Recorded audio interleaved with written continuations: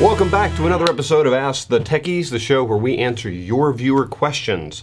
I'm D. Lee Beard, your host, and your questions can come to us at questions@askthetechies.com. Have several of them to answer today. First off, I wanted to show off my new cell phone that I got. It's great whenever you get a call in. It has a nice little ringtone. Might sound a little familiar. You can answer it. There you go. If you're in a dangerous situation, you can hit the little emergency button. And there you go, and help is on the way. I'm a true geek. I have a real Star Trek communicator. Original series, though. Okay. All right, off the silly fun, and let's get into something more serious. And this is security. Speaking of security on the cell phone. That would be neat. Has anybody modded one of these to become, these little toys to become a cell phone? That would be really cool. Anyway, this one is not a viewer question. This is what I wanted to point out to you because I got another email, and I get these periodically. And I got this at my work address where I work at James Madison University full time, as opposed to this little hobby of mine. And anyway, I got an email that says, "Attention webmail user. This message is to all James Madison University webmail users. We are currently upgrading our database and webmail network center to improve the features of our web service. All inactive accounts will be deleted as we intend to increase storage capacities for existing users and create more space for registration of new users, staff, and students. To prevent your account from being deleted, we kindly request that you confirm your account information for update by providing the following information: your JMU EID, your password, and your department. It says, warning, failure to do this will render your email address deactivated from our database. I'd lose all my email. And it goes on down, and it has a nice little thing, warning code. Actually, it has a nice little code to make it seem like it's really official, you know, VX2G99AAJ, you know, this is some official type of thing. And this is a scam. This is a scam. They're asking for your user ID and your password so they can get into the system. Never believe these things. No one at James Madison University or any other university you have is going to ask you to send them your password. Never going to happen. Not going to happen. So never give out your password through one of these email scams. There's a lot of email scams out there. People saying, send us money or you've won money. No. Email's not going to be the way that's going to happen.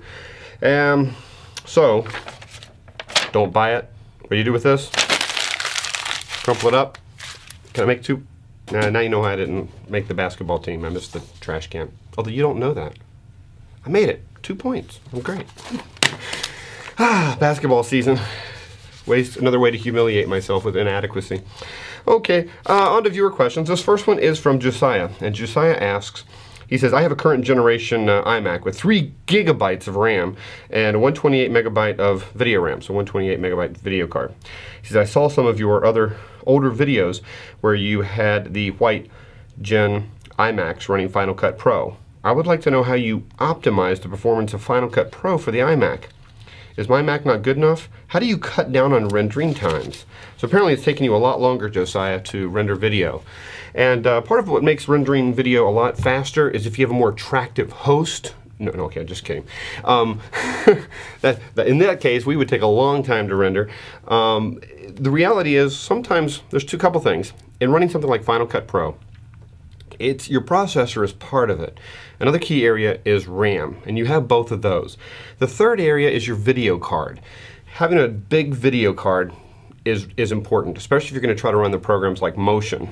That makes it even more of a challenge.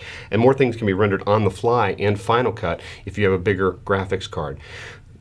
The lifespan of your computer is more tied to your graphics card than it is your processor.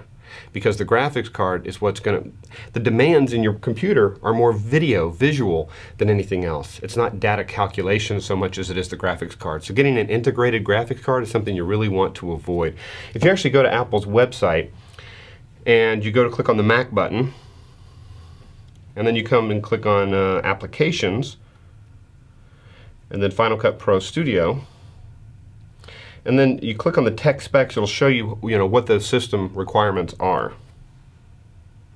And so right there they are, Final Cut Pro Studio 2 system requirements. And it lists them all there. You're pretty good. It says available disk space, 4 gigabytes of of disk space is required. You probably need more than that to install all of the Final Cut Pro Studio Suite with all those little soundtrack loops. But that would be the minimum of what you could do. Oh yeah, there's all the additional templates, 55 gigabytes additional right there. And RAM also uses sometimes virtual RAM, so you want to have enough free hard drive space as well to be able to work with Final Cut Pro. And certainly your processor is fine on that. My guess is the reason you're seeing slower rendering time than what you might see actually on the computer screen is we do a little TV video trick. If we're doing something on the computer and it's going to take a long time to render, for instance, we just recently did a video in iMovie and we were doing some stuff in iMovie, applying an effect or deleting a video or something, emptying the trash, that's what it was, emptying the trash. And it was taking a while. You guys do not want to watch it taking a while. And so what I do is I actually cut out that little segment and make it look like it's happening a lot faster. So you can speed things up, cut out segments where nothing's happening, and it can make it look like things are happening a lot faster. So that's probably an illusion that you're having, feeling like yours is a lot slower than ours, because we do try to trim that out as best as we can. And sometimes we work with very short clips, so it doesn't take very long to render when we're doing it in front of the camera. All right, so hopefully that answers your question, Josiah. You got a great computer. You should be able to handle Final Cut Pro just fine. Do avoid, if you're going to run things like Final Cut Pro or the Adobe Creative Suite, avoid integrated graphics card. Those are ones that are actually onto the motherboard and often use RAM in your system RAM. It's better to have a dedicated graphics card. That's what you want to try to go for. That'll make a big difference in your system performance. If you aren't running those programs, save yourself some money and don't get that, and just get one of those integrated cards, because you can get a laptop pretty cheap that way. Speaking of laptop, which one should you get? Our next question comes